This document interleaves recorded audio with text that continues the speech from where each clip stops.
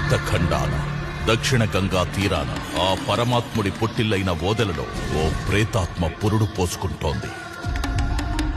ఇక ఆవిరైన ప్రతి రక్తపు బొట్టును కూడగట్టుకుంటూ అవకాశం కోసం నిరీక్షిస్తోంది.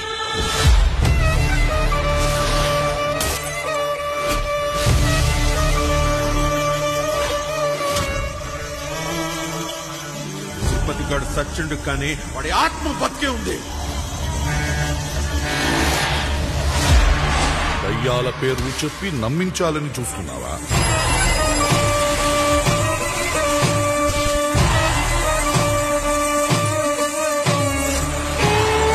మనం నిలబడాలంటే భూమాత, మనం బ్రతకాలంటే గోమాత.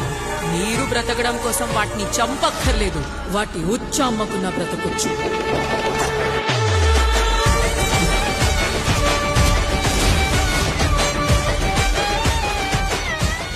ఇప్పటిదాకా ఆయుధాలతో గెలిచిన యుద్ధాలు చూశారు, కానీ కలియుగంలో మొట్టమొదటిసారి తన నాలుక మీదుండే పంచాక్షరియే ఆయుధం కాబోతోంది.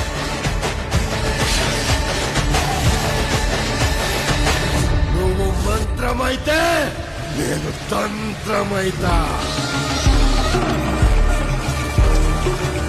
విషపు గాలినై ఓదలను చుట్టేస్తా. గరల కంటున్నై ఆ విషాన్ని మింగేస్తా.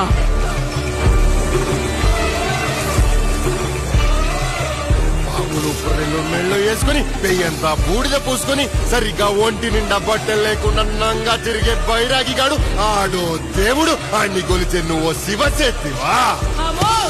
శైతాన్ కే సువర్. అయోధ్య, మధుర, మాయ, కాశీ, కాంచి, అవంతిక వంటి సప్త మోక్షపురులలో సాధన చేసిన దాంతో సవాల్ వద్దురా సైతాన్.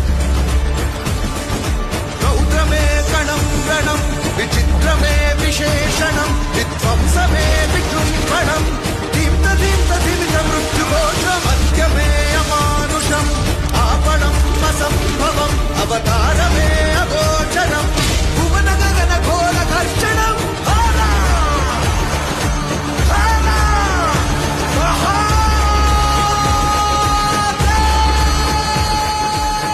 ఇక నువ్వు నీ జనం శివనామ స్మరణ కాదే, శవనామ స్మరణే.